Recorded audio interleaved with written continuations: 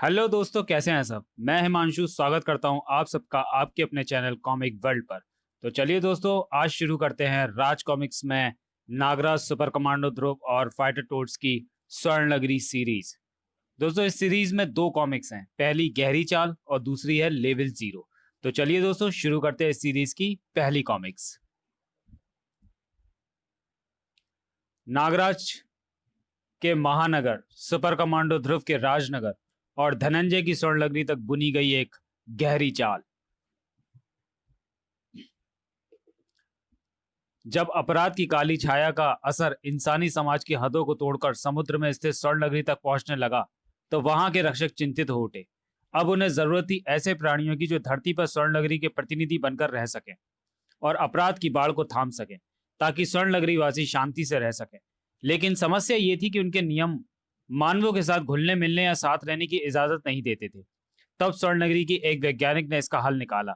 उसने चार छोटे छोटे टोट्स पकड़े, उनको विकिरण के द्वारा आदमकद मेढक के रूप में विकसित किया और उनके दिमाग में मानवों से संबंधित सारा ज्ञान युद्ध के दांव पेच डाले। अब ये साधारण मेढक नहीं रहे, बल्कि बन चुके हैं भोले भाले मगर गजब के जाबाज fighter tots, shooter, cutter, master और कंप्यूटर। फाइटर टोट्स के निर्माण के बाद उनके दिमाग से ये बात बिटा दी गई कि वो स्वर्ण नगरी के प्रतिनिधि हैं और उनको धरती पर भेज दिया गया। उन चारों के दिमाग में ये बात भर दी गई थी कि उनको ग्रीन मांबा को ढूंढना है, जिसकी वजह से स्वर्ण नगरी पर मुसीबत आई थी। समय की कमी के कारण टोट्स में सारा ज्ञान नहीं भरा गया था, इसलिए बचकानी हरकतों के साथ उनकी तलाश शुरू होती है।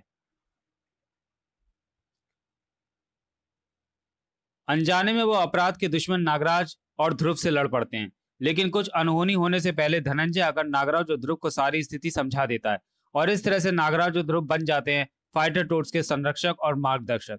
इस प्रकार ये तीनों मिलकर ग्रीन मांबा के अपराध साम्राज्य को खत्म करते हैं। ग्रीन मांबा को धनंजय बंदी बनाकर स्वर्ण नगरी ले जाता है। फाइटर टोट्स राजापुर को अपना कार्य क्षेत्र बना लेते हैं। वो राजापुर के गटर में अपना निवास स्थान बना लेते हैं और इस तरह शुरू होता है फाइटर टोट्स का अपराध के उन्मूलन का हंसता गुदगुदाता रोमांचक सफर।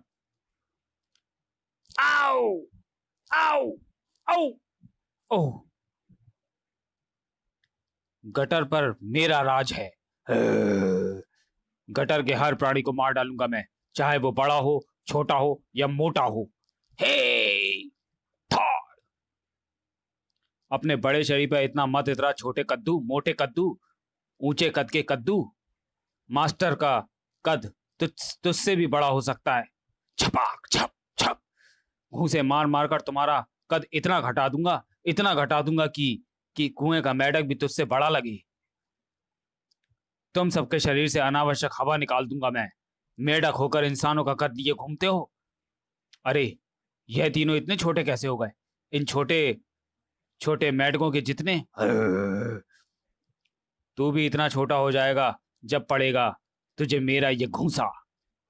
भूत पिशाच निकट नहीं आवे, टोट दे जब आरती गावे। Kit kit kit kit kit kit kit.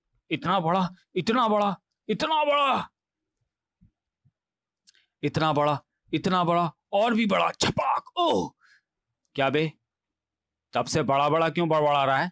अरे तुम लोग अपने असली आकार में आ गए। और वो भयानक दानव कहाँ गया? कौन सा भयानक दानव? कौन सा भयानक दानव बे? समझ गया मैं तो पहले ही कहता था कि इसको रोने धोने वाली फिल्मों के अलावा कोई अच्छी फिल्म हजम नहीं होती। जब से इसने स्पाइडरमैन 3 के वैनम को देखा है, तब से अपने में वही नजर आता है इसको। हाय, इसका मतलब कि स्पेशल इफेक्ट वाली ये पूरी फिल्म घटना मैंने सपने में देखी है। ये तो सपना ही था, लेकिन एक बात सोचने वाली है दोस्तों। वो क्या भाई? हम लोग इस तरह क्यों हैं? हम बाकी मेढकों की तरह छोटे क्यों नहीं है, या फिर बाकी मेढक हमारी तरह बड़े क्यों नहीं है? ये तो तू ही सोचकर बता सकता है कंप्यूटर।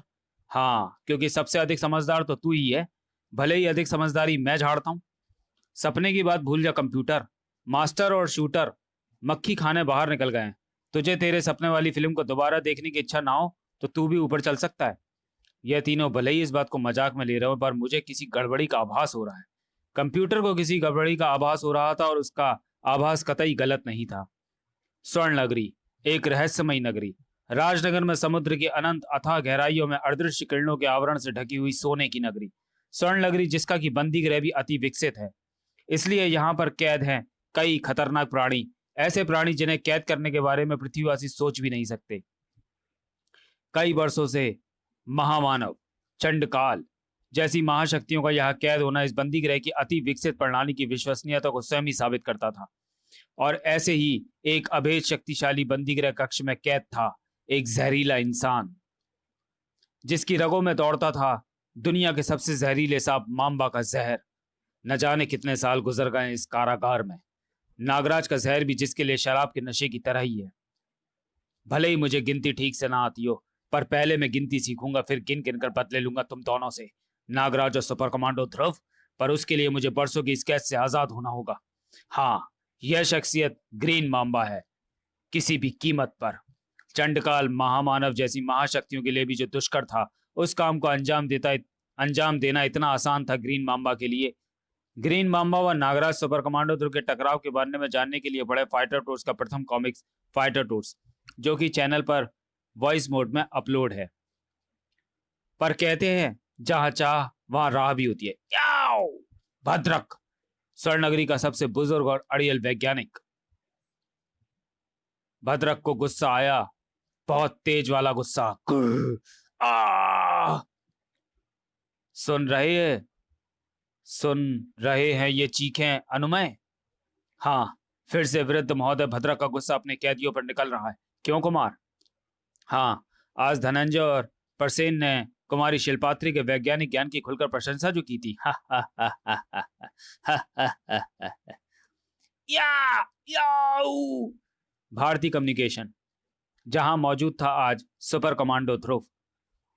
ध्रुव, मुझे यकीन था कि अपने अत्यंत बिजी टाइम में तुम कुछ समय निकालकर इस एड की शूटिंग में भाग लेने जरूर आओगे। इस तरह के जन कल्याणकारी कार्यों के लिए समय तो निकालना ही पड़ता है भारती, पर मेरे पास वक्त थोड़ा कम है। क्या है कि आज श्वेता इंग्लैंड से छुट्टी मनाने के लिए वापस घर आ रही है। उसे लेने के लिए मुझे एयरपोर्ट जाना है। यदि मुझे थोड़ी सी भी देर हो गई तो उसके कटु वचनों के प्रहार मेरे कानों पर क्या कयामत ढाएंगे, इसका अंदाजा तो तुम लगा ही सकती हो। फिक्र ना करो, शूटिंग की सारी तैयारियां हो चुकी हैं। श्वेता की खरी खोटी सुनने का तुम्हें कोई मौका नहीं दूंगी मैं। मुझे ये मौका ना ही मिले तो ज्यादा बेहतर होगा। हाँ, बस अब नागराज भी आ जाए तो शूटिंग शुरू कर देते हैं। भाई, ये क्या बात हुई? होम प्रोडक्शन फिल्म में घर का हीरो ही गायब है। आखिर नागराज अभी तक क्यों नहीं आया? आ गया, नागराज आ गया। हे ध्रुव, भारती, सॉरी, पर तुम लोग तो जानते हो एक क्राइम फाइटर की लाइफ कितनी बिजी होती है। महानगर में नागराज के होते हुए अमन शांति कायम थी, पर स्वर्ण नगरी की शांति छिनने जा रही थी। ये क्या, ये सब बेहोश को हो रहा है?